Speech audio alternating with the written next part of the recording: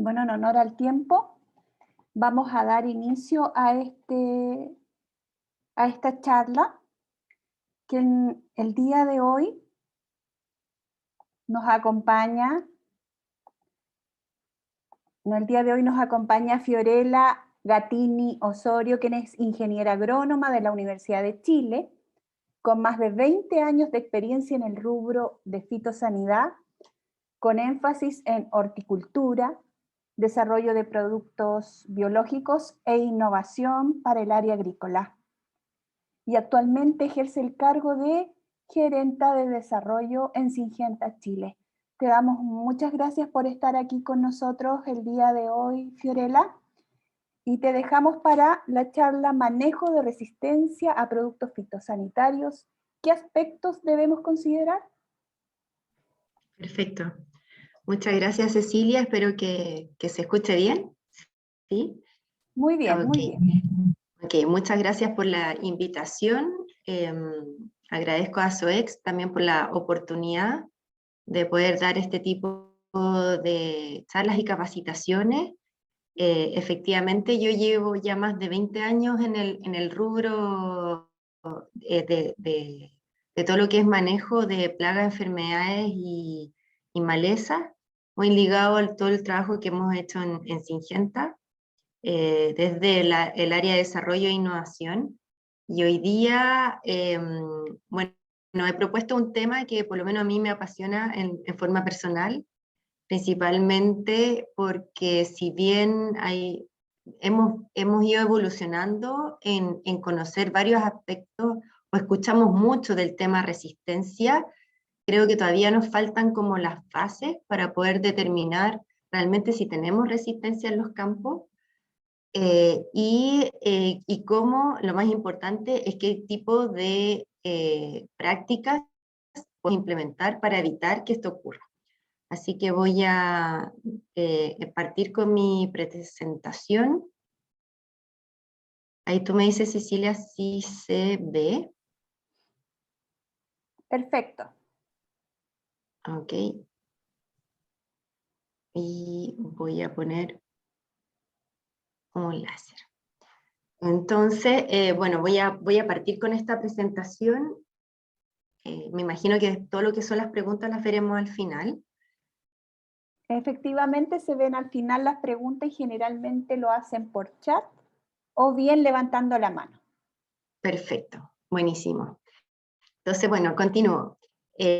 Para contextualizar, yo sé que Cecilia me dijo que la audiencia en general se conectan muchos fruticultores, pero también hortaliceros, así que mi idea fue tratar de hacerla lo más amplia posible, sobre todo en términos conceptuales, pero sí no puedo dejar de mencionar, en general nuestra agricultura, y bueno, y somos reconocidos también a nivel internacional, una buena parte de nuestra agricultura se basa en lo que es fruta para exportación. Y de hecho, Chile es reconocido por ser uno de los top one, como indican las noticias, en exportación de fruta, sobre todo en algunas especies que sí tienen mucha historia reconocida, como el caso de la uva, y que de hecho estamos en pleno proceso de cambio, sobre todo de variedades y de reinventar este rubro.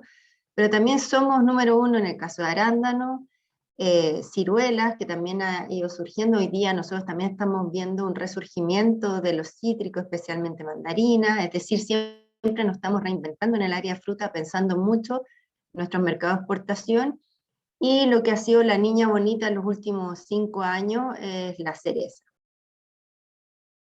Y por eso lo tomo como ejemplo, en que nuestra producción agrícola, si bien nosotros tenemos muchas hectáreas produciendo, en general es poco lo que se queda en el país, y es bastante lo que nosotros tenemos que trabajar para poder presentar finalmente un producto.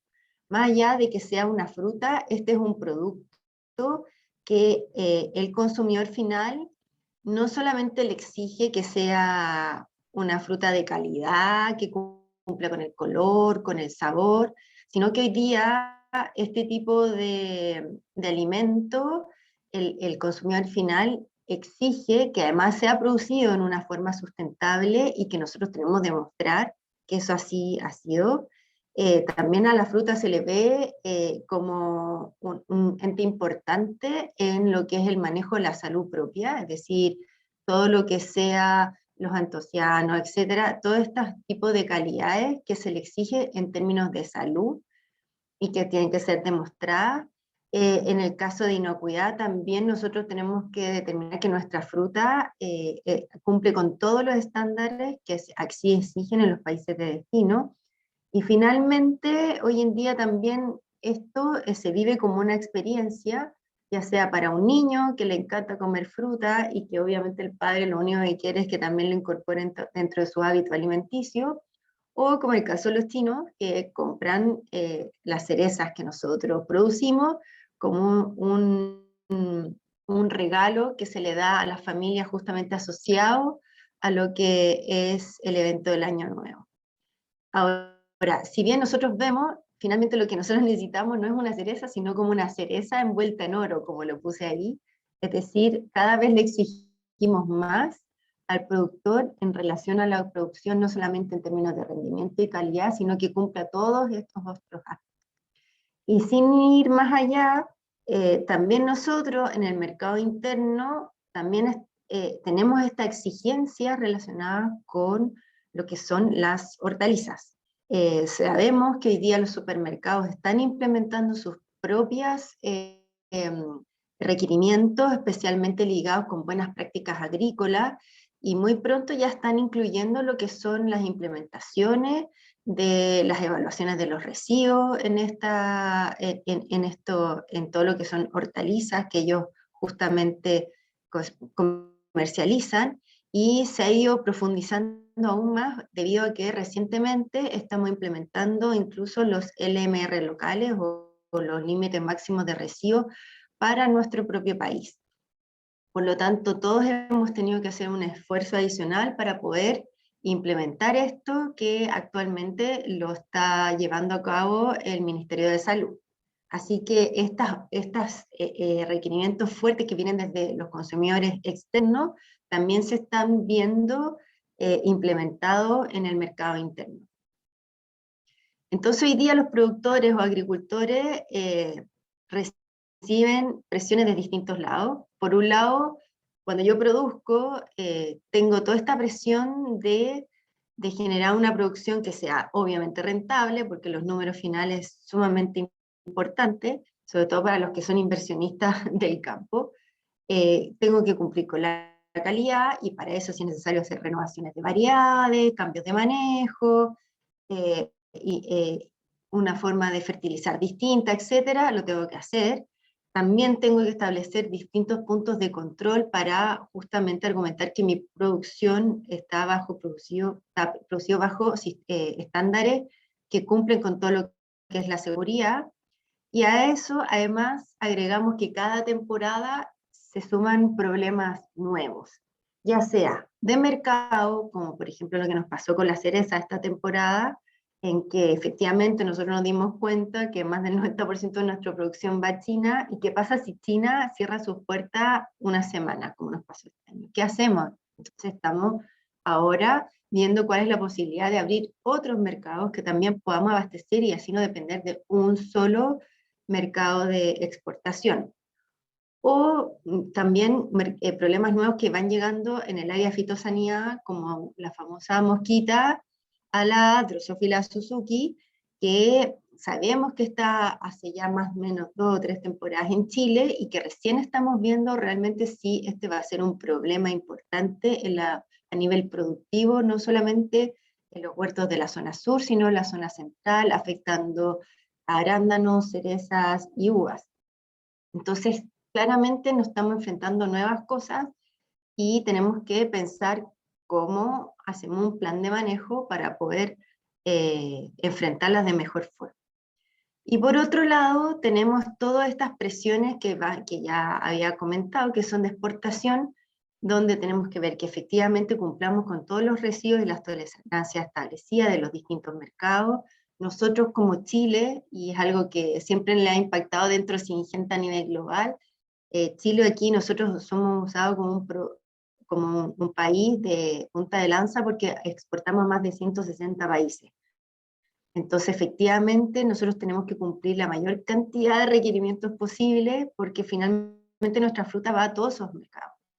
Y a su vez eso suma que dentro de algunos mercados, especialmente los europeos, están los estándares secundarios que están establecidos por los mismos retailers o supermercados. Por lo tanto, es una sobreexigencia sobre lo que ya tenemos hoy en día.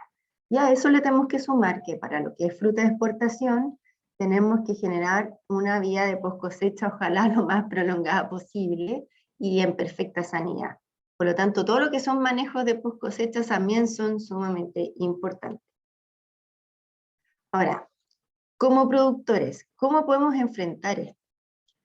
Bueno, podemos hacerlo de una forma pasiva, es decir, seguir haciendo lo que estamos acostumbrados a hacer en los últimos 10 años, que aunque ustedes no lo crean, hay muchos productores que todavía tienen como esta mentalidad, entre comillas, más antigua, e incluso nosotros. Todavía como no nos damos cuenta que hay un cambio climático que efectivamente se está haciendo ver, y que por lo tanto nuestros cultivos están finalmente estableciéndose y desarrollándose de una forma distinta. Ayer mismo me tocó presentar en un seminario asociado al tema cereza, donde ellos mostraban que, por ejemplo, había un seguimiento de lo que es la floración de los cerezos en Japón. Como los japoneses son muy buenos para medir sus cosas, y la floración de los cerezos en Japón es algo que se sigue, es un evento donde es sumamente importante dentro de la cultura japonesa. Para ellos tienen cerezos de data muy antigua y que es muy importante que sigan viviendo para este evento.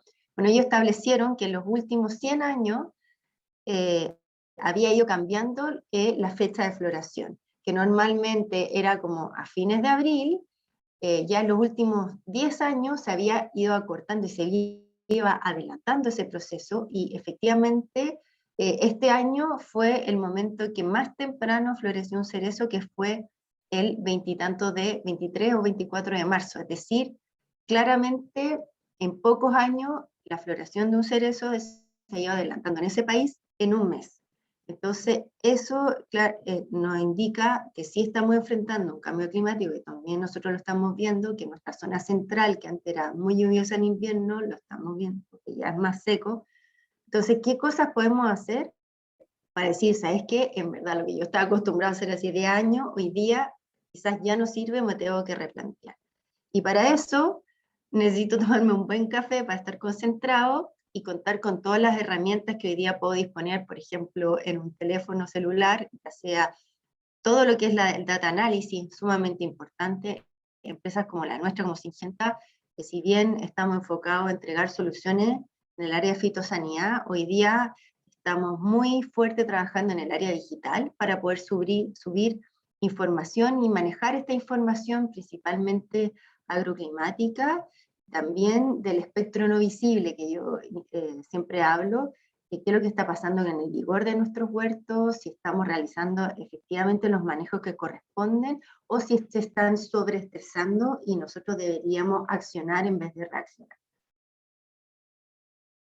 Entonces, en el caso del área de fitosanidad, antes de partir en todo lo que es manejo de resistencia, yo creo que y por eso mismo yo lo puse como consideraciones, porque yo aquí podría estar hablando horas y horas de todo lo que he en términos de resistencia, y yo creo que más que eso, más que enfocarnos qué producto químico tiene resistencia, no tiene resistencia establecida, que para eso han habido muchos seminarios, más bien lo que yo quiero enfocar la presentación es más que nada ligado a conocer el enemigo, y cómo lo abordamos, y cómo hacemos manejos inteligentes con el fin de evitar que esta resistencia ocurra y entender por qué ocurre.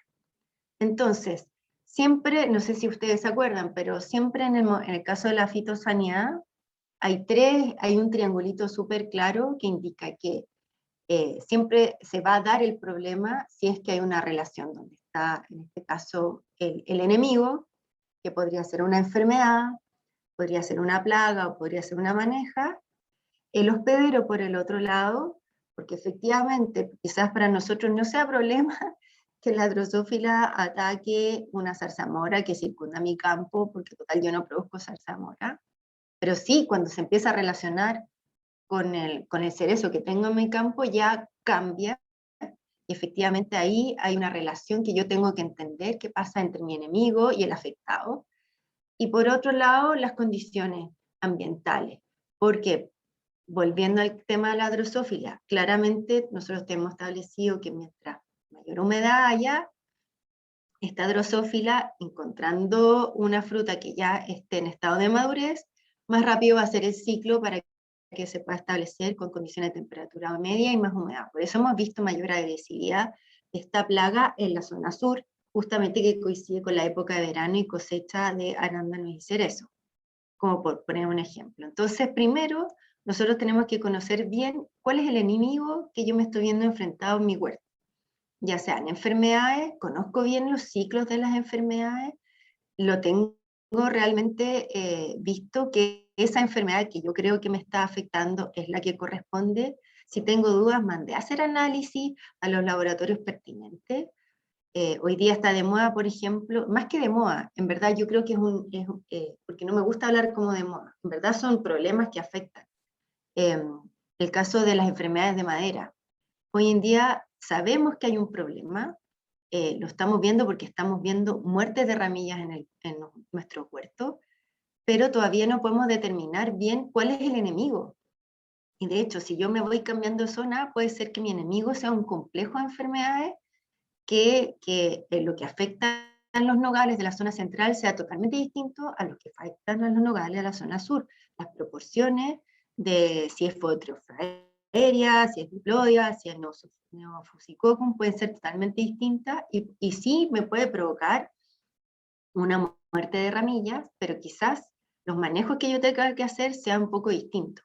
Entonces, tengo que conocer bien cuál es el enemigo que tengo, cómo se comporta en el campo, por ejemplo, el cama de San José ya lo tenemos súper archi estudiado, cómo se comporta y tenemos herramientas de cómo monitorearlo, y por lo tanto sabemos, si somos Mateo, de poder manejarla bien en el huerto y nosotros no deberíamos tener ningún problema con respecto a la escama San José en nuestro huerto. Y por último, en el caso de las malezas, es un tema especial porque efectivamente, no sé, bueno, nosotros que estamos ligados 100% y vivimos y respiramos por la fitosanidad, para mi gusto, este es como el hermano pobre de los manejos que hacemos en nuestro huerto.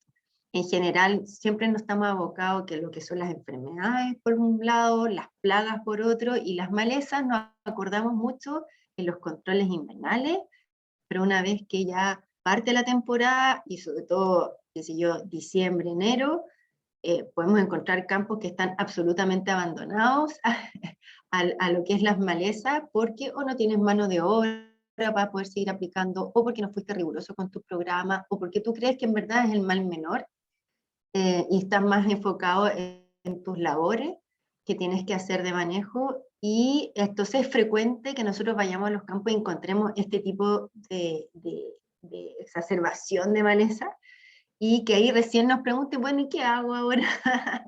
Entonces, hay que entender que todos estos enemigos, si nosotros los conocemos temprano, podemos establecer medidas de tal forma que no lleguemos a estos niveles, ¿ya? Entonces, para un poco complementar, si yo ya conozco los enemigos que sí puedo verme enfrentado en el campo, sobre todo los más antiguos y también los nuevos, como el caso de la drosófila, como el caso de la escama roja, por ejemplo, que también los cítricos, que es otro enemigo relativamente nuevo que está apareciendo. Entonces yo tengo que conocer bien el ciclo de este enemigo dentro de mi huerto, que es bien distinto a saber qué es lo que está pasando en invierno, en el caso de los patógenos, cómo pasa el invierno, bajo qué estructura, ¿vale la pena que haga algo ahí en ese momento o me enfoco más cuando ya en primavera empieza a desarrollarse? Y también conocer bien mi hospedero, porque puede ser que, por ejemplo, en el caso de la botrytis, el manejo en un frutilla sea totalmente, quizás muy distinto a lo que sea nueva de mesa, donde tenemos momentos mucho más establecidos y estudiados.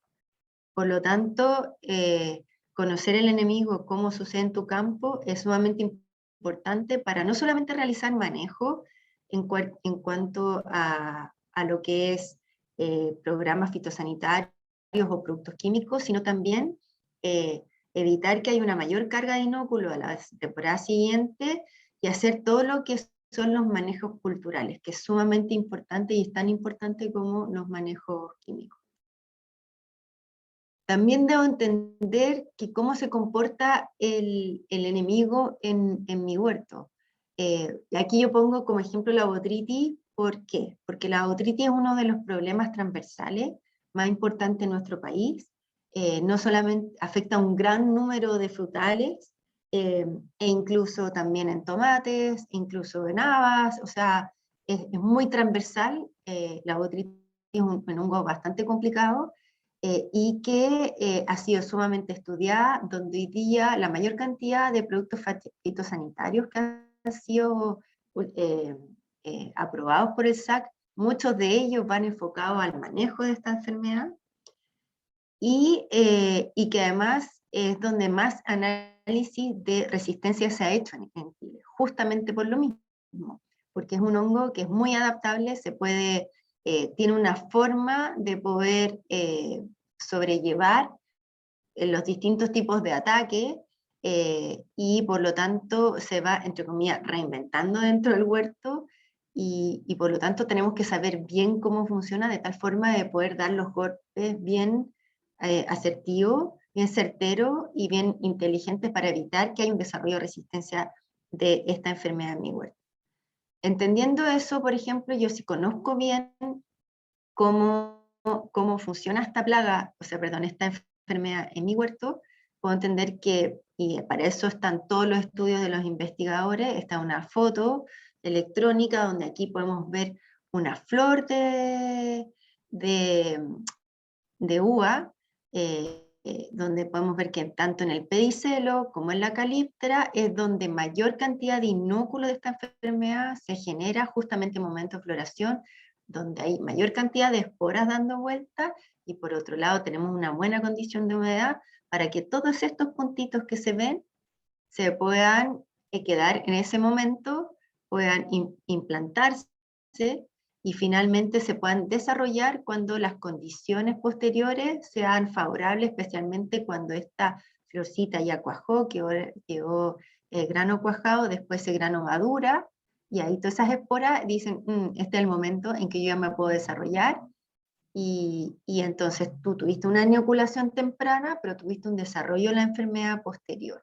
Por lo tanto, cuando yo ocupo las balas, cuando ocupo yo los productos para controlar, no cuando ya la enfermedad está presente y tengo estos excesos de pudriciones en los huertos ya al final del ciclo, sino que tengo que ir haciendo implementación de productos en forma preventiva, más temprana, justamente para eliminar todo este inóculo. Y no cualquier producto, porque claramente los productos que quizá ocupe al final de ciclo no sean necesariamente los mismos en términos de modo de acción, y ahí ya empezamos a hablar de otro tema, que lo que ocupo al inicio del ciclo. Entonces, si yo conozco bien a mi enemigo, como dice Sun Tzu en El arte de la guerra, también debo conocerme a mí mismo, y de esa forma voy a salir triunfador de 1000 batallas. Entonces, ¿qué significa eso? Ya, yo conozco al enemigo, sé cuál es el huerto o sea, cuáles son las enfermedades o las plagas o las malas hierbas, como dicen afuera, que afectan mi cultivo y que yo sé que es un dolor de cabeza. Entonces ahora tengo que saber yo qué herramientas tengo para poder manejar esto. Entonces si yo digo, ¿cómo podemos enfrentarlo? Y si hiciera una pregunta, si esto fuera una auditoría abierta, aquí yo le estaría haciendo una pregunta y me dirían, bueno, claramente, y lo primero que se viene a la mente es, Fiorella, ¿puedes hacerle que te contesten por ya, chat? bueno, ¿cómo creen que entonces deberíamos enfrentar a estos enemigos? ¿Qué es lo que yo debería pensar en forma primera? Si es que me pueden responder por esta.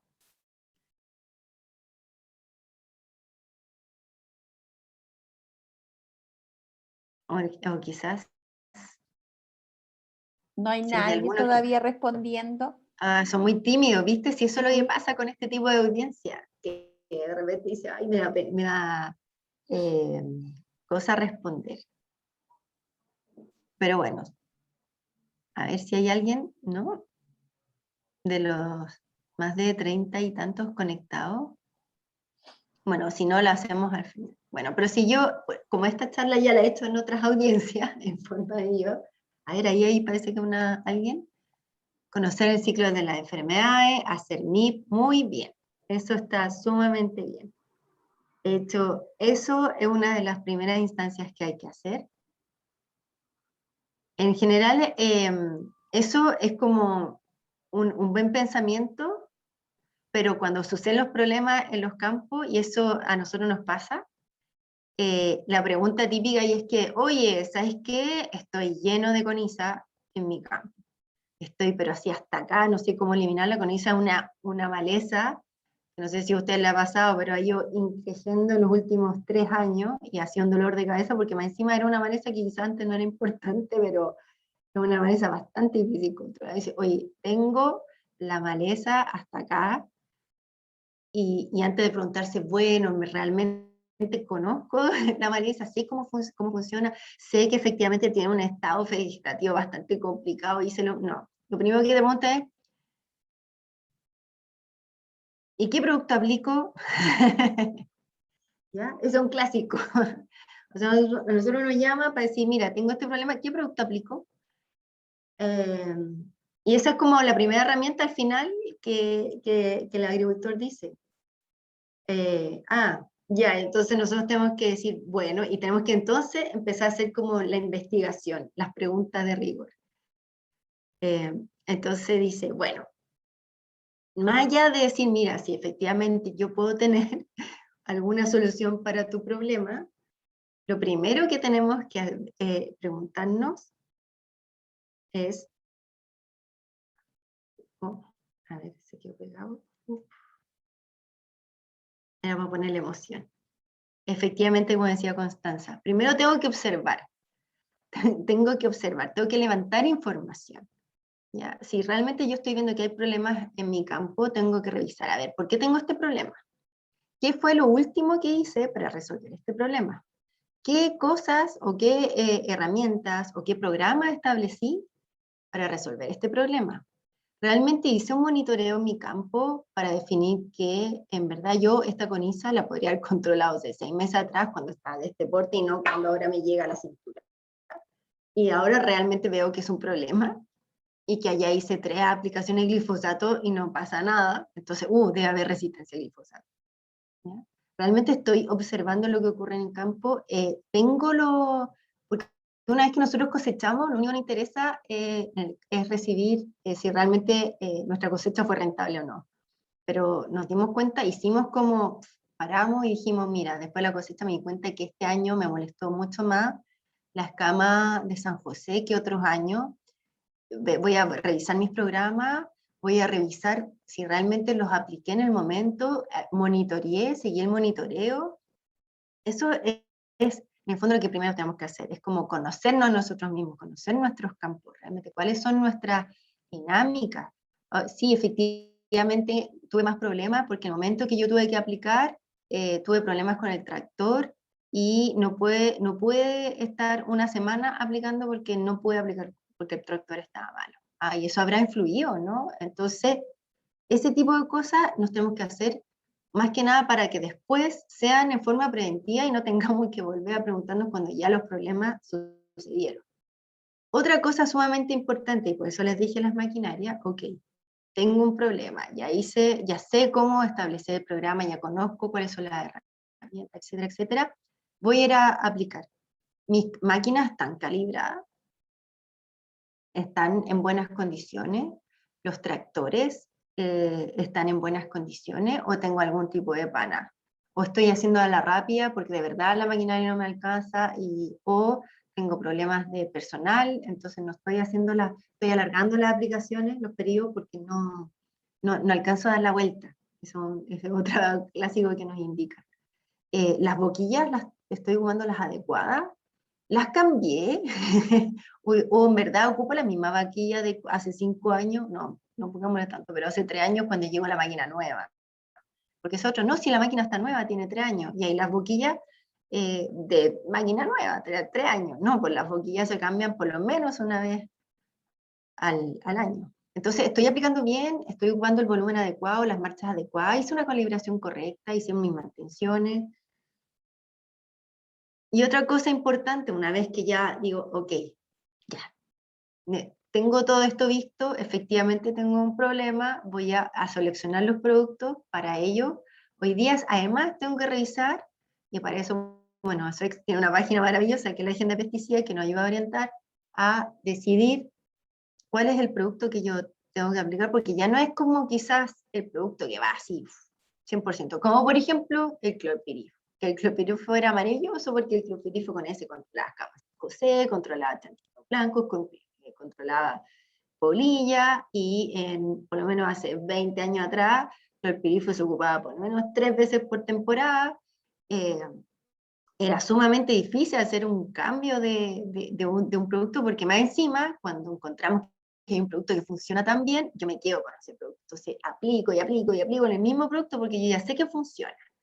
Ese también es otro error que vamos a ver que no debe suceder. Hoy en día ya no podemos ocupar, entre comillas, el producto que me sirve para todo y lo ocupo 3 veces porque total, con esto mato todo. Hoy día tenemos restricciones en nivel de mercado, donde ya, por ejemplo, el caso del clorpirifo prácticamente no lo podemos ocupar porque está bajo, o sea, tenemos que llegar a bajo límite de detección en algunos mercados, y eso hace imposible que lo pueda ocupar todas las veces y que antes podía hacerlo durante la temporada. Entonces la selección de esto cada vez está siendo más difícil porque se está generando una especie de matriz. Una matriz donde hoy día las exportadoras, créanme, hacen un trabajo enorme. Cuando a ustedes les llega en el programa de la exportadora hace un sudoku para mí, ¿ya? Y que nosotros ayudamos mucho en ese sentido. Las informaciones que nosotros damos con el caso de Syngenta es sumamente valiosa para poder armar este sudoku donde tengo el problema, o el foco que tengo que manejar, en qué momento lo tengo que manejar y cuáles son los productos permitidos, de tal forma de que yo pueda llegar con la menor cantidad de residuos permitidos posible a cosecha y que tengas un buen resultado, y además para eso tengo que manejar la resistencia. Entonces realmente es un esfuerzo enorme lo que hacemos tanto exportadoras como las empresas agroquímicas para que ese programa llegue a sus manos. Entonces, ¿cómo elijo las herramientas de control considerando todas estas puntos ya analizados? Sobre todo cuando el riesgo es alto, ¿ya? O sea, obviamente hay problemas que son mucho más riesgosos que otros, es decir, por ejemplo, en el caso de Lobesia es ustedes ya lo han visto, es un problema que además que te puede conducir a pérdidas de racimos en tu huerto, también es un problema que si te encuentras una larva en destino te descuelgan, es decir, ya no puedes exportar a ese destino y se cierra ese mercado. Entonces ahí ya pasa a ser una plaga de riesgo alto, porque puede ser que efectivamente no puedas exportar tu fruta y todo tu esfuerzo quede ahí. Entonces, cuando el riesgo es alto, es clave tomar la decisión correcta en función del conocimiento de las alternativas. Entonces aquí estoy como este monito donde digo, tengo muchas alternativas, entonces conozco el problema, conozco que hay alternativas para la solución de ese problema, porque la etiqueta, y nuevamente aquí es sumamente importante, lo que hoy día manda en ese sentido es lo que dice la etiqueta. La etiqueta es el documento legal aprobado por el Servicio Agrícola Ganadero, donde ustedes están resguardados indicando que si el producto lo usan en forma correcta, según lo que indicado por la etiqueta, ustedes van a poder resolver ese problema, ¿ya? Entonces, sumamente importante, y eso lo voy a seguir repitiendo en el resto de la presentación. En el fondo, tengo la etiqueta, y de ahí yo voy a conocer, me voy a ir más que al ingrediente activo, que ya sé que ese ingrediente activo soluciona un cierto tipo de problema, también me tengo que enfocar en la siguiente línea, que es modo de acción, ¿ya? Entonces aquí les voy a poner un ejemplo que también me encanta porque yo trabajé mucho tiempo en la quinta región, así que a mí me tocaba visitar bastante hortaliceros de la zona, especialmente todo lo que era tomate protegido. A mí me encanta, creo que es un cultivo sumamente intenso, bonito y bastante desafiante. Entonces me tocaba ir a atender a algunos agricultores y me decía, ¿sabes qué, señorita? Ahora tengo un problema importante de oído. Y, ya, ok. Y yo, ¿sabe qué? He hecho de todo. Mire, estuve aplicando cada 7 días con un o sea, chorreando las plantas, porque eso es el otro error que nosotros cometemos. Que creemos que porque chorreamos las plantas ya con eso controlamos, y cuando en verdad para eso hay un volumen de aplicación acotado. El chorrear la planta significa perder producto, y por lo tanto no queda el producto ahí, sino que escurre y hay menor control. ¿Ya? Pero chorrea las plantas, ya, y le digo, ¿y cuál fue su programa de manejo si este fue tan aplicado como me dice? Entonces me dice, mire, y yo apliqué puros productos que son buenos, porque yo conozco que son buenos para oír. Entonces primero hice una aplicación de un difenoconazole, como usted, señorita, vende el score, sí, tal, hice un score, y después a los 7 días hice miclobutanil, y después a los 7 días hice un teoconazol. Y chorreé las plantas. Entonces, digo, ya, ¿y usted cree que ese fue un buen programa? Claro. ¿Y por qué cree que fue un buen programa? Porque yo apliqué distintos productos. No hice eso que usted dice que hay que evitar resistencia y que hay que aplicar uno solo. Yo sé que el score es bueno, pero yo no apliqué puro score. Así que apliqué score y lo roté con otros productos de otras marcas. Entonces ahí está el primer error. O sea, usted si rota en base a marca comercial, ese es un tremendo error, porque son marcas comerciales, ¿ya? Después tiene que ver el ingrediente activo. Si usted cree que rotó porque los ingredientes activos se llaman distinto, también ese es otro error. ¿Por qué? Porque, por ejemplo, en este caso, los modos de acción es exactamente el mismo. Todos son inhibidores de la síntesis del colesterol. Entonces, aquí yo estoy rotando, estoy haciendo un manejo preventivo de resistencia. Absolutamente no. O sea, efectivamente estoy aplicando lo mismo, pero obviamente hay una diferencia entre estos distintos IBE. Hay uno que actúa, en el caso del difenoconazole, es un sistémico más lento, entonces protege de mayor efecto residual. El caso del tubuconazol se mueve mucho más rápido y por lo tanto tiene un mayor efecto inicial, pero de menor efecto residual, pero todos controlan de la misma forma el hongo. Entonces aquí, y más encima, chorreando las plantas. Entonces, claramente el productor dice, bueno, tengo un problema, entonces tengo resistencia. No tampoco significa que usted esté teniendo una resistencia, porque claramente aquí usted hizo una muy mala aplicación, pero también usted no rotó los productos, entonces al hongo lo dio de una misma forma, y no rotó con otros modos de acción para dentro del ciclo, que ahí lo vamos a ver, lo controla de distintas formas. Entonces, ¿cómo evoluciona la resistencia, por ejemplo, en el caso de los fungicidas? Y esto aquí yo me voy a ayudar a unos cuadritos súper buenos que los construyó justamente nuestra asociación de productores importadores fitosanitarios, AFIPA, que fue bastante bueno, una campaña que se hizo alrededor de hace 2 años atrás, para poder comentarle a la gente realmente cómo evoluciona la resistencia. De partida, tal cual como dice el nombre, es una evolución. O sea, la resistencia es muy raro que se dé un año para otro. ¿Bien? Si bien hay distintos tipos de resistencia, que ahí lo vamos a ver, es una evolución por unas malas prácticas, ¿ya? Es un proceso evolutivo que se acumula a través de la sobrevivencia y propagación de hongos que se vuelven resistentes después del uso repetido del mismo tratamiento fungicida. Y llámese tratamiento fungicida asociado principalmente al grupo químico, ¿ya? Más allá del ingrediente activo propiamente tal. Entonces, ¿cómo sucede esto? Yo aplico un fungicida y normalmente, y eso es parte de toda dinámica poblacional de un ser vivo, siempre hay algunos individuos de esa población que por forma natural son resistentes a estos tipos de químicos, ¿ya? Y esos sobreviven. Normalmente, si yo a la siguiente aplicación ocupo un modo de acción distinto, obviamente lo más probable es que no sea resistente a ese modo de acción y que termine muriendo. Pero si yo vuelvo a ocupar el mismo modo de acción, este organismo va a seguir sobreviviendo, y los sobrevivientes resistentes a esta acción del químico la llevan a la siguiente generación, y así, si antes tenía un individuo, ahí se empiezan a replicar a 3, a 10, a 15, y así sucesivamente. Y si estos sobrevivientes se reproducen en el transcurso del tiempo, finalmente terminan dominando la población, y la aplicación fungicida reiterada del mismo fungicida en forma repetida facilita para que esta población resistente se multiplique y finalmente se establezca. Y eso, cuando ya sucede y se mantiene en el tiempo y es capaz de pasar de una generación a otra durante los años, es decir, es capaz de sobrevivir su estado en pausa para volver a activarse en una temporada siguiente, quiere decir que ahí ya tenemos una resistencia establecida, ya, en el campo. Entonces, la resistencia al fungicida causa un aumento en el uso de productos fitosanitarios. El aumentar la cantidad de productos y aplicaciones no es una solución, no es una estrategia, ¿ya?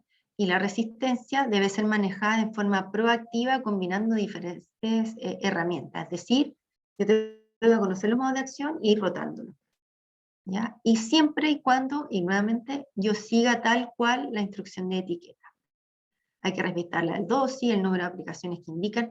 Aquí es sumamente importante, porque nos pasa que en el caso de los botryticidas, hay botryticidas tan buenos, y que siguen siendo buenos, que aunque en la etiqueta dice 2 aplicaciones, en eventos de lluvia como lo que ocurrió esta temporada, los agricultores terminan haciendo 3 o 4 del mismo fungicida. Y sin respetar lo que dice la etiqueta. Y después resulta que dicen, ¿sabes qué? Algo pasa en mi campo y ya como que el fungicida no me actúa como antes. Y uno empieza a ir para atrás y dice, claro, estás ocupando más allá de lo que indica la etiqueta, entonces tú mismo no estás cuidando, no lo estás protegiendo a estos fungicidas. Y nosotros, para desarrollar un fungicida nuevo nos demoramos más de 15 años, con un modo de acción distinto. Entonces es mucho trabajo que se puede ir por la borda en un periodo de 4 o 5 años. Por eso es tan importante el poder dar énfasis en lo que indicamos y que lo que la etiqueta se dice se cumpla. Ahora, ¿las mezclas de fungicidas ayudan a demorar la resistencia? Y la respuesta es sí, por supuesto, porque si tengo 2 fungicidas de un modo de acción distinto, combinadas ya sea en tanques de aplicación o en unos productos ready mix que le llamamos, como el caso del switch, que es sumamente conocido. El switch es una nilopirimina, que es un ciplovinil, y un fenilpirrol, que es fluoxonil, y que combinados actúan en momentos distintos dentro del hongo. Entonces, ya de por sí el switch es un producto antirresistencia. Entonces, yo sigo con el tema de los fungicidas porque es donde más se ha estudiado acá en Chile en términos de resistencia, donde más hacemos énfasis, donde hay más proyectos de investigación, especialmente en lo que es la botrytis y lo que es la venturia, que son 2 hongos sumamente complicados que se sabe que son muy fáciles de desarrollar resistencia. Entonces, por ejemplo, aquí tenemos el comité de fungicida, que es ellos justamente hacen todas estas labores para poder evitar que se produzca la resistencia. Entonces tienen estos cuadritos que son muy buenos para la gente que, como uno, que le encanta los modos de acción y que es un poco más científico, pero son bien áridos para los productores. O sea, yo le mando un cuadrito hacia el productor y queda mareado. Pero es para decir que efectivamente tenemos todos estos modos de acción distintos, y que hay varios productos químicos que comparten los mismos modos de acción. Entonces, conocer bien los modos de acción, que eso, si ustedes se van a la etiqueta, lo van a tener, van a modos de acción y van a decir, es fenilopirimina, es un fenilpirrol, es un inhibidor de la biosíntesis ergosterol, etcétera, etcétera, etcétera. Entonces, y en el caso de los hongos, para lo que es manejo, es sumamente importante irse a la primera parte, que es, nuevamente, conocer mi enemigo. Si yo conozco cuáles son las fases de desarrollo de los hongos, que van desde germinación de espora a penetración de austorio, cuando se inicia la infección, crecimiento de micelio, que esto todavía es una parte no visible, y recién cuando empiezan a formar los cuerpos fructíferos es cuando empezamos a ver los síntomas, y finalmente esporulación, que por ejemplo los limones en nuestra casa, cuando ya se pone todo verdecito, porque está en plena fase de esporulación, y quiere decir que todo esto ya pasó. nosotros debemos entender que hay modos de acción que controlan de forma preventiva, que es al inicio, cuando recién está iniciando una infección, curativa, que es que cuando ya se está desarrollando el micelio, el cuerpo del hongo, y las erradicantes o antipurulantes, que principalmente es cuando ya quiero reducir la esporulación para la generación siguiente. Entonces, si yo conozco los distintos modos de acción, voy a poder combinarlos. Por ejemplo, y aquí hice este cuadrito donde lo verdecito es cuando tengo más acción y lo azulito es cuando tengo. En el caso de las ninopiriminas, como el ciprenil, que es parte del switch, el producto actúa muy bien cuando ya está partiendo su desarrollo, propiamente tal el hongo. ¿Ya? Entonces, pues enzimas, con el caso de la botritis, y va la ninopirimina y corta eso. ¿Ya? En el caso de los inhibidores de la síntesis de costerol, también atacan muy bien el hongo, principalmente los ascomicetes, como el caso de los oídos, muy bien en esta parte. Pero, y vemos que por otro lado, el caso de las trubilurinas o las carboxamidas, que están renombradas ahora, controlan muy bien, pero muy al inicio de la infección. Por eso son tan buenas, porque efectivamente yo corto y ellos actúan principalmente a nivel de respiración, que es cuando el hongo necesita más respirar, es cuando trata de germinar la espora y cuando penetra los agosturios. Y ahí ellos intervienen en distintos puntos, pero muy específicos, inhiben la respiración celular y por lo tanto como que le corta la benzina, en este caso combustible al microorganismo y finalmente no se puede establecer. Por eso son tan efectivas, pero por lo mismo son muy precisas dentro de la respiración, cada una actúa en un momento muy, muy, muy específico y por eso mismo es muy fácil de que hayan generaciones de hongos que salgan resistentes. Por eso es muy difícil que ustedes vean una estrubulurina o una carboxamida en el mercado sola, como presente como producto solo. Siempre, o lo más seguro, es que lo van a ver en mezcla, o con un inhibidor de la síntesis del costerol, o con un fenilpirrol, o con otro modo de acción, de tal forma de poder proteger las carboxamidas. Porque son herramientas sumamente útiles, sumamente efectivas. Y en el caso del fenilpirrol, que es otro producto que es parte del caso de Switch que les nombraba, o de Escola, que es un producto utilizado bastante post cosecha, es porque controla muy fuerte lo que es. Entonces, si yo conozco los modos de acción, yo los puedo combinar dentro de un programa y le puedo decir, a ver, claro, en floración, si la botritis, lo que más tengo son esporas, necesito bajar ese inóculo, claramente me voy a ir más en aquellos grupos químicos que me permitan bajarlo a ese nivel.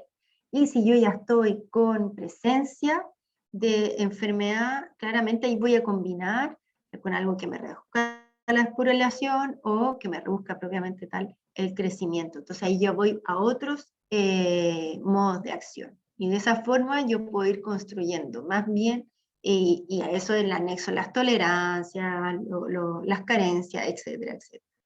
¿Ya? Y en general nosotros trabajamos combinando un cuadrito de riesgo, que esto se trabaja mucho a nivel de fungicida, pero también lo estamos empezando a trabajar a nivel de herbicidas, que es como el siguiente paso que nosotros estamos viendo, que por un lado tenemos que combinar los riesgos propiamente tal de los fungicidas, el riesgo del patógeno y el riesgo agronómico. Y ahí yo hago una combinatoria y veo que efectivamente lo que yo estoy eligiendo, qué tan riesgoso es. O sea, por ejemplo, riesgo de fungicida. Los que son más específicos, modos de acción más específicos, van a tener mayor riesgo de desarrollo de resistencia, porque es más fácil que se sobrevivan, o sea, si es que sobreviven individuos resistentes a este modo de acción específico, eso va a seguir dándose en la siguiente generación. A diferencia de los multisitios, que en verdad es muy difícil encontrar un individuo que sea resistente a un multisitio, ¿ya?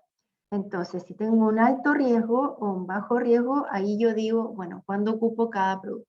Es decir, si yo aplico un producto en general de alto riesgo, porque es muy específico en modo de acción, pero en un patógeno que en general son muy lentos en desarrollar resistencia, como una rizoctonia, quiere decir que yo aquí perfectamente puedo utilizar este producto sin ningún problema, ¿ya? Y no voy a tener no voy a tener que hacer un manejo extraordinario para evitar la resistencia. Pero si ocupo este tipo de producto con un patógeno de alto riesgo, como el caso de la botritis, ahí mi riesgo se dispara, ¿ya? Y por lo tanto tengo que pensarlo 2 veces si lo voy a utilizar solo o si voy a continuar utilizando ese tipo de herramienta en este tipo de patógeno todos los años. Y si a eso yo lo único que puedo manejar es el riesgo agronómico, que va desde todos los manejos culturales que podamos hacer nosotros, en función de elegir estos modos de acción, ojalá tratar de utilizarlo una vez por temporada y no varias, y todos los manejos culturales para manejar el patógeno y ayudar a que los productos químicos funcionen bien. Esto yo diría que es lo único que nosotros podemos trabajar bien para que no tengamos resistencia en el campo considerando esta matriz. Ahora, conociendo ya esos conceptos, podemos ver que efectivamente la resistencia también se puede dar en los otros fitosanitarios, como el caso de los insecticidas.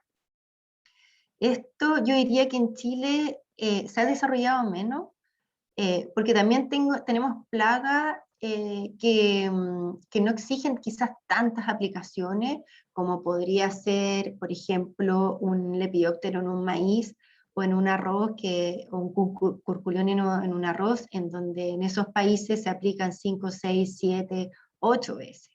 ¿Ya? Acá en general son bastante más acotadas las aplicaciones, incluso, por ejemplo, una mosquita blanca que yo puedo estar aplicando siempre, siempre, siempre.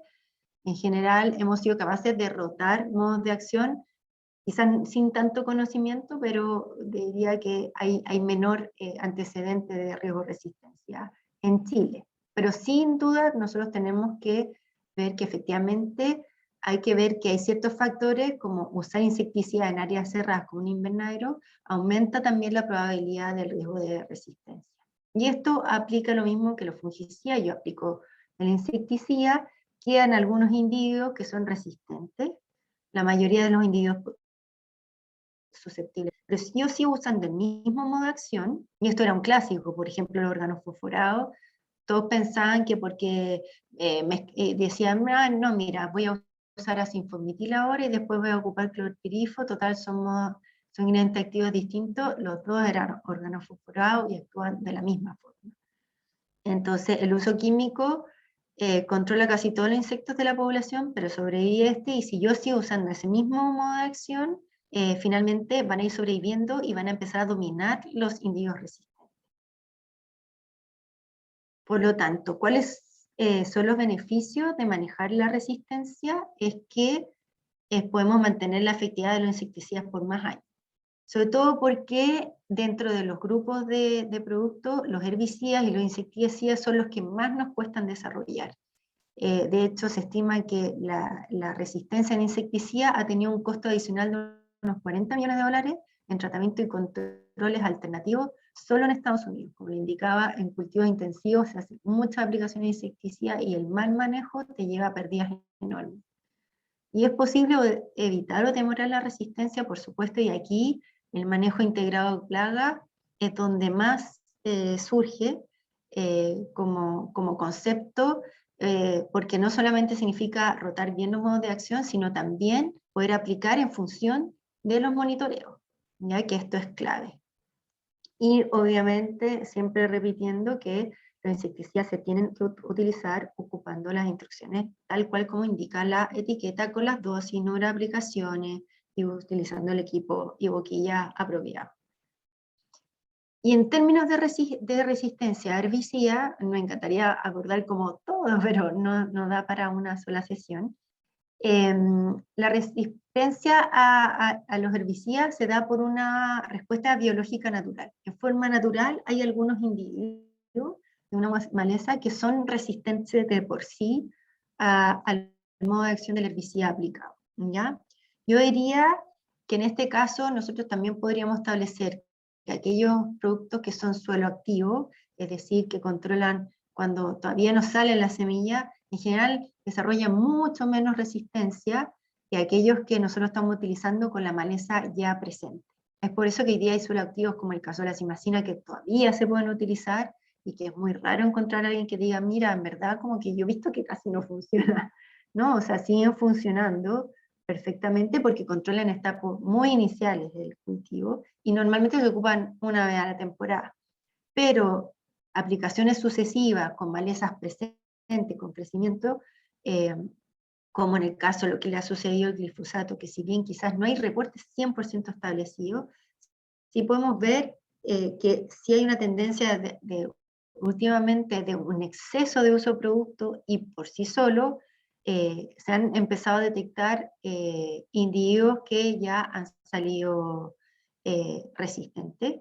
Sobre todo el caso de las vallicas, que las vallicas son muy fáciles que desarrollen resistencia, son sobre todo porque tienen una facilidad de multiplicarse muy alta, así como tenemos resistencia en la zona sur con algunas sulfonilureas, que ha sido un caso sí bien estudiado. También lo estamos viendo ahora, y es una de las preocupaciones que tenemos en términos de cómo vamos complementando las aplicaciones de glifosato, porque también creo que en términos de conocimiento, en el área de manejo maleza es nuestro conocimiento más pobre, ¿ya? Porque cuando salió el glifosato fue tan maravilloso que también, producto tan bueno que le hace a todas las malezas, que nos quedamos con ese tipo de producto. Y lo puedo aplicar durante toda la temporada. Entonces me aboco en algunos productos en invierno y el resto sigo con el glifosato 1, 2, 3, 4, 5, hasta 6 veces en la temporada. Entonces claramente hay un riesgo de que pueda sobrevivir poblaciones y que después facilite la multiplicación de esta población resistente. Y ahí también quiero llamarlos a que el otro error que también no hemos visto, que es sumamente común, es que en el momento que las malezas se tornan complicadas, es porque ya estamos empezando a aplicarlas, a controlarlas en este estado. Entonces, así hemos visto que las vallicas han sido un problema, porque al final, si bien hacían algún control invernal, finalmente decían, no, voy a aplicar graminicida en verano. Y con eso se iban en mezcla con glifosato, o glifosato total, con eso controla. Cuando ya las gramíneas están a una altura tal, incluso si ustedes indican, ven en la etiqueta, dice que no hay que aplicar ya con este tamaño maleza, y los agricultores insisten en hacerlo. Y ahí es donde estamos, el primer mal hábito que tenemos, y que estamos abriendo una puerta para el desarrollo de resistencia. Sobre todo que en el término de herbicida es sumamente costoso poder generar un nuevo herbicida en el mercado. Entonces aquí es sumamente importante considerar que cuando indicamos en la etiqueta que hay que aplicar con maleza pequeña, de no más de 3, 4 hojas, 1, 2 hojas, o 100%, o sea, que no estén germinadas, tiene que ser así. O sea, tenemos que hacer aplicaciones tempranas, preventivas, y no cuando ya tenemos la maleza hasta la cintura. Por lo tanto, ¿por qué es importante manejar la resistencia al herbicida? Obviamente para mantener su efectividad. Y si no se maneja, se puede perder algunos de los beneficios asociados a el uso adecuado de herbicida. Y cuando las malezas ya comienzan a molestar, se empiezan a ser predominantes, y es como lo que hoy día estamos viendo como problema de la coniza, que es una maleza muy complicada de controlar. ¿Por qué no se ha controlado en forma temprana?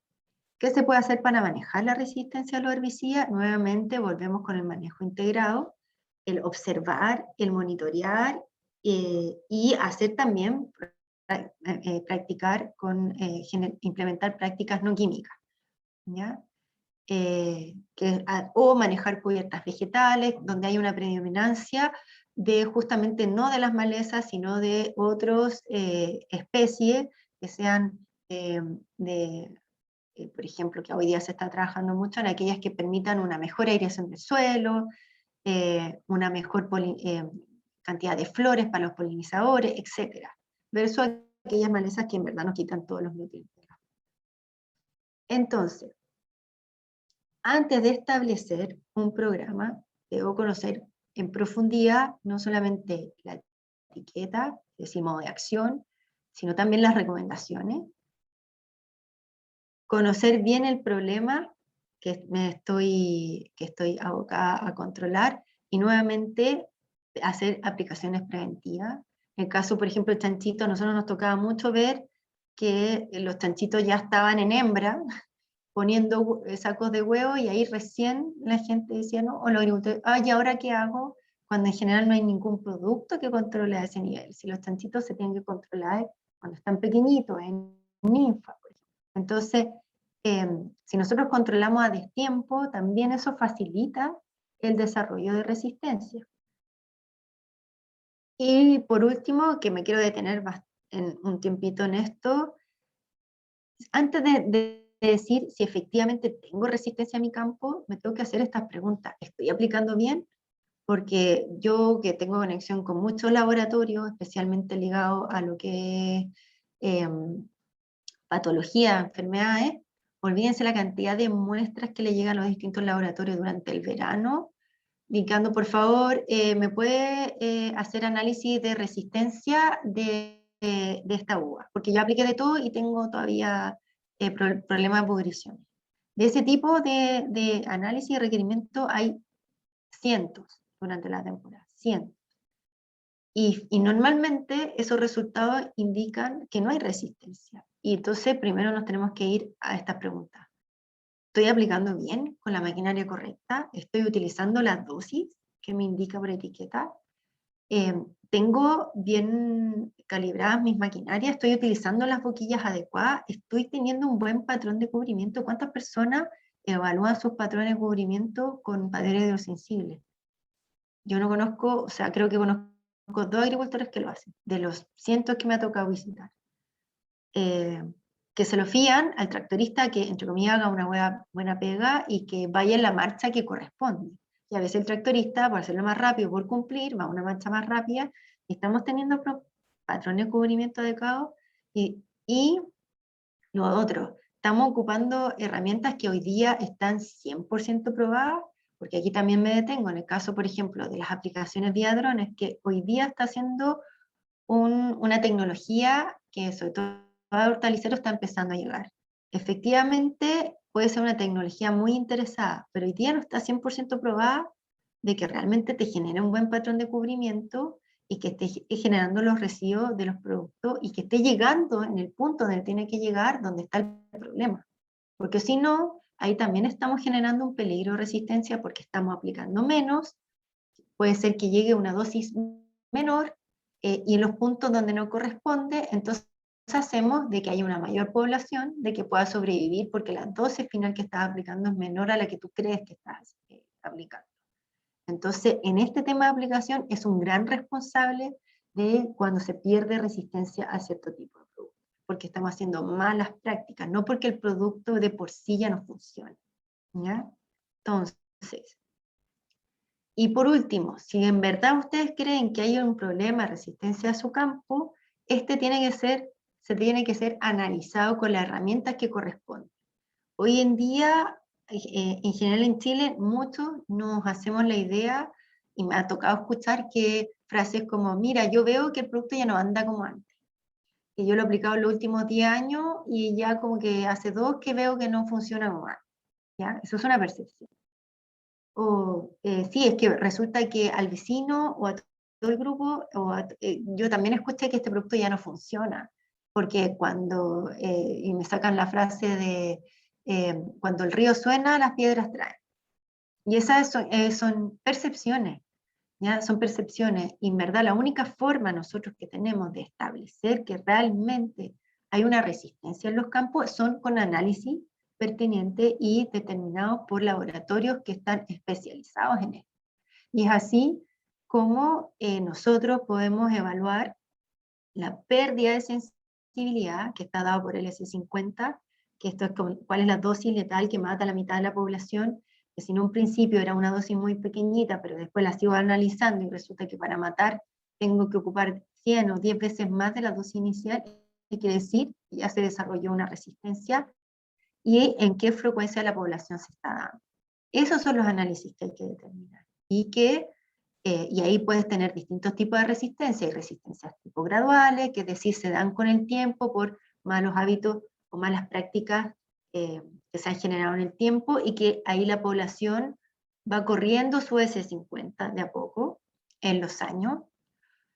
O puede haber una resistencia disruptiva tipo único, porque depende de un solo gen que cambie para que finalmente esa población, o sea, esos individuos puedan ser resistentes y además se combine que son altamente reproducibles. Entonces, mi población, de un día para otro, pasa de que era muy sensible a pequeñas cantidades del ingrediente activo, a pasar a que necesita necesito más de 100 o 1000 veces la dosis para poder controlar y que la frecuencia de la población es bastante alta. Y eso es porque el modo de acción era tan específico que bastaba que cambiara un gen y que ese individuo con ese gen que haya cambiado sobreviva en el tiempo y aumenta la población para que ya no funcione el producto.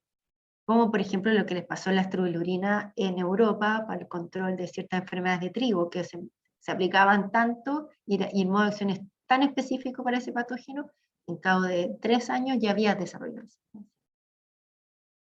Y la disruptiva tipo 2, que también está determinada por una por un gen determinado, pero ese individuo no es capaz de sobrevivir tan fuerte en la población.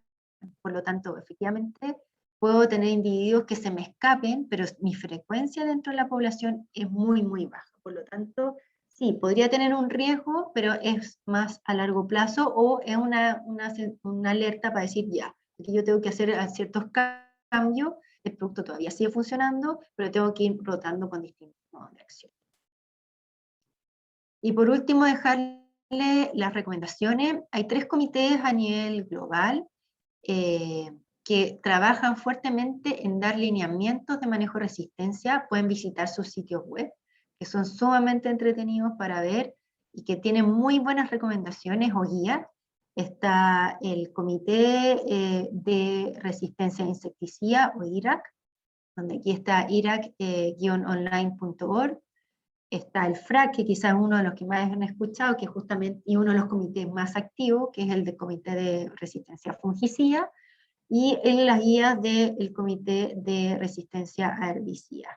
Cada uno con sus páginas web, que las pueden visitar si tienen consultas, quieren ver cómo evalúa la resistencia en otros países, tienen muy buenos consejos y muy prácticos, y bueno, claramente si es que tienen algún tipo si necesitan más información nos pueden avisar y también nos pueden contactar, ¿ya? Solo un mensaje final, que se queden, en general todas las piezas sirven, solo hay que usarlas de forma correcta para garantizar que la sustentabilidad ocurra en el tiempo. Es decir, si yo encajo bien los programas, todos mis modos de acción pueden seguir ocupándolo a medida que pasa el tiempo, y por eso es tan importante este tipo de capacitaciones para que puedan poder ser implementados en el día a día en sus campos. Esa sería mi presentación. Muchas gracias, Fiorella. Y ahora vamos, en realidad están muy tímidos el día de hoy porque solamente tengo acá 4 preguntas, pero está bien, todavía tienen oportunidad. Vamos a dar inicio entonces a las preguntas. Hay una pregunta que dice, ¿se pueden mezclar fungicidas, insecticidas y fertilizantes foliares? Mira, en el caso de cada producto, en su etiqueta indica claramente las compatibilidades, ¿ya? Efectivamente, por ejemplo, en el caso de los tomates es muy común que nosotros hagamos mezclas de productos porque estamos obviamente manejando distintos temas. Justamente me toca hacer algún tipo de aplicación de un fertilizante específico para mejorar la cuaja, que además debo controlar para polilla y evitar que haya botrytis. Y puedo hacer mezclas siempre y cuando se respeten las compatibilidades que indica la etiqueta de cada producto.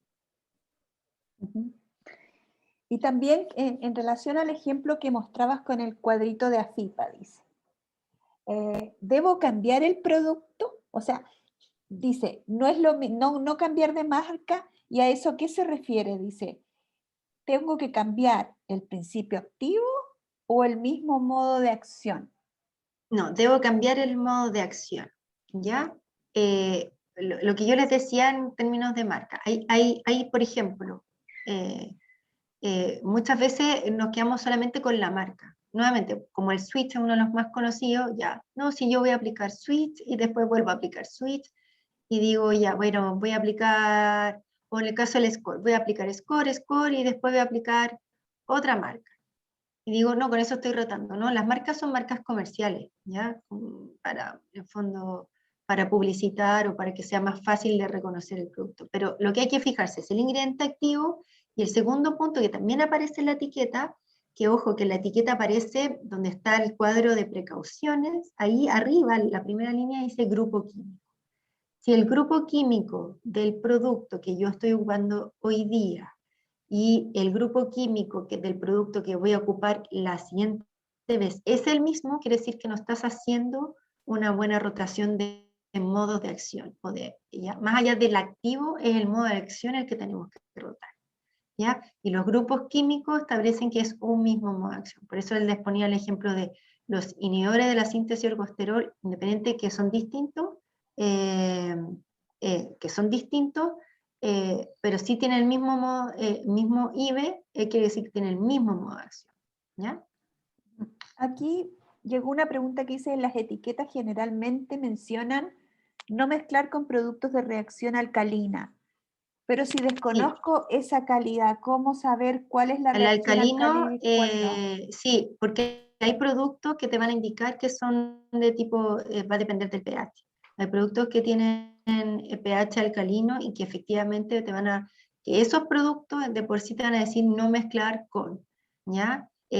También, por ejemplo, el tema de los cobres, hay que tener bastante cuidado, el tema de los fosfitos, que es un tema que también son pH muy bajos, entonces ahí hay que ver los pH de cada producto. Efectivamente, en general, la mayoría de los productos fitosanitarios funcionan bastante bien entre pH 6 y 7, ¿ya? O 5 y 5 y 7, pero si tú lo estás mezclando, por ejemplo, con un fosfito que baja mucho, ahí efectivamente uno recomienda hacer aplicaciones aparte. O sea, ahí estaría respondido porque dice, si desconozco esa cualidad, ¿cómo saber cuál es la reacción alcalina y cuál no? Exactamente. Okay. Acá dice, en el caso de la Drosophila Suzuki, al no disponer de mano de obra, pareciera ser, o sea, cada vez menos trabajador. ¿Qué tiene mayor importancia si tengo que decidir o me quedo con la aplicación, los tratamientos o el manejo cultural? Súper Buena difícil. pregunta. Sí. Es una buena pregunta. A ver, en el caso de la drosófila es una plaga relativamente nueva. Es una plaga muy intensa. ¿En qué sentido? De que empieza a ser un problema una vez que la fruta empieza a madurar. Y lamentablemente hoy día, bueno, y ataca al final del ciclo del cultivo. Entonces no te deja muchas herramientas para poder cumplir con los límites máximos de residuos si es que va a exportar la fruta. O en el caso de la frutilla, por ejemplo, ahí sí es importante ir rotando distintos modos de acción. El manejo cultural es importante, y lo ideal es que hay que trabajarlo sobre todo porque una vez que tú dejas eh, por ejemplo, cultivos que ya cosechaste y te queda la fruta colgada, la drosófila se va a seguir reproduciendo ahí y va a ir contaminando los otros huertos que todavía no cosechas. Entonces, esa es una labor cultural, dado la agresividad de la plaga, de que idealmente el tema del barrido de esos huertos que ya cosechaste sea una práctica sumamente importante. Y el manejo de los bordes, especialmente en aquellos hospederos donde también les gusta, como el caso de las zarzamoras, manejarlo a pique. Entonces, sé que la mano de obra está siendo sumamente complicada, pero no se pueden fiar 100% en las aplicaciones químicas. Me encantaría decirle lo otro, pero no es así. ¿Ya? Tampoco se puede elegir entre uno y lo otro. No.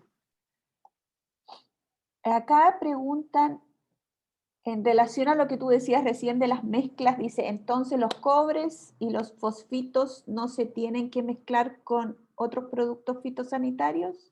Va a depender de lo que indique el otro producto sanitario. Hay productos que se pueden mezclar con cobre.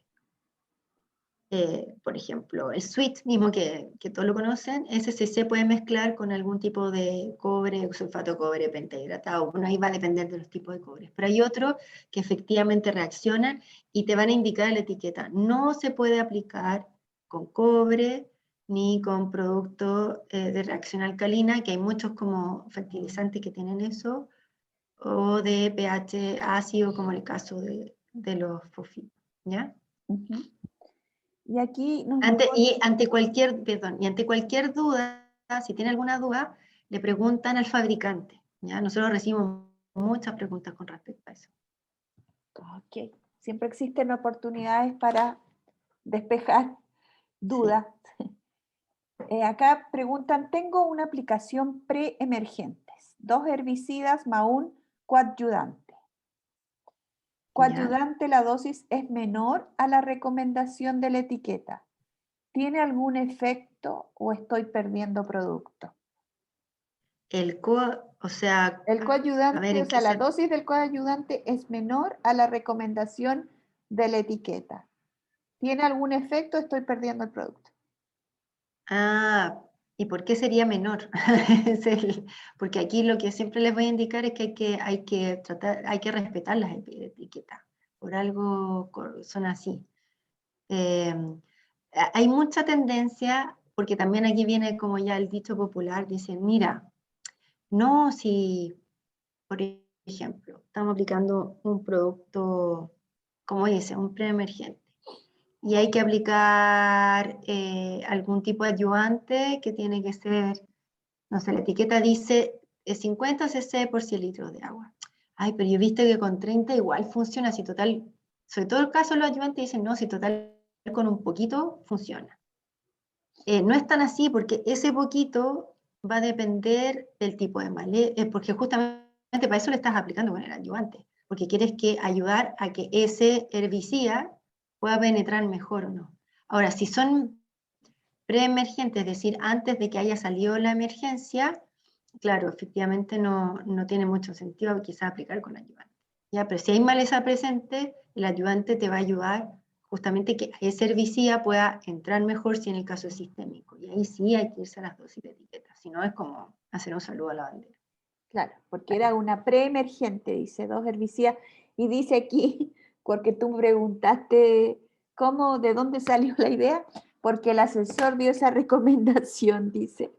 Claro, si no hay maleza presente, es un preemergente, efectivamente el ayudante quizás no es necesario. Sí, dice Porque que no la hay maleza. recomendación fue de 60 cc cada 100 y 12 por etiqueta, 150 cc 100, decía. Entonces ellos están aplicando menos, 60%. Ah, ya. Mira, yo como fabricante te voy a decir que siempre hay que respetar la etiqueta. ¿Y sabes por qué? Porque efectivamente puede ser que de cada 100 veces, 80 funcione la baja. Pero puede ser que hayan 20 y que eso suceda finalmente un reclamo. Y el momento que nos vayan a decir, oye, pero es que yo apliqué y todo, ya, pero aplicaste según la etiqueta, no, y no te funcionó. Bueno, nosotros vamos a decir, porque las etiquetas están hechas para que funcione bajo cualquier tipo de condición. Quizá en una condición particular, claro, puede ser que funcione con menos, pero no te puedo estar recomendando algo que quizás en el fondo tiene que ser acorde a todo tipo de situaciones. Por eso la etiqueta siempre hay que respetar. Ajá. Y esas son las preguntas que tenemos hasta ahora. No habiendo más preguntas, Fiorella, te damos las gracias por haber tenido la gentileza de compartir con nosotros tus conocimientos, esta interesante charla, y también por haber respondido a las inquietudes que tenemos, que tenían. Eso, muchas gracias. Muchas gracias a ustedes y que tengan un buen fin de semana largo a todos. Ah, mira, acá alguien hizo una así como, dice, Ah, de las aplicaciones al suelo. sí, A dice, ver, ¿cómo era? algunos cultivos como el palto frecuentan aplicaciones por el suelo. ¿Es más eficiente? Depende del ingrediente activo, del modo de acción, y aquí ya se anexa otra patita que es la bioquinética del ingrediente activo. ¿Ya? La bioquinética, ¿qué significa? Es cómo cuando tú haces aplicaciones al suelo, es no solamente cómo se relaciona el ingrediente activo con la planta, sino también en la dinámica del suelo. Es decir, si se queda en los coloides del suelo o no, si queda biodisponible para que las raíces de las plantas lo puedan absorber rápidamente, y ahí entran otro tipo, y quedaría para otra charla, ¿ya? Yo creo que, ¿sabes qué? Vamos a ver si podemos realizar una segunda charla, si te parece, Fiorella, porque creo que hay temas que quedaron como todavía pendientes. ¿Te parece? Sí, Y puede ser así, de compatibilidad de formulación, sí, y también como otros parámetros que también definen los ingredientes activos. sí. Entonces te vamos a dejar invitada nuevamente y de esta manera estamos finalizando la charla el día de hoy. Te damos las gracias nuevamente, Fiorella. Gracias a ustedes.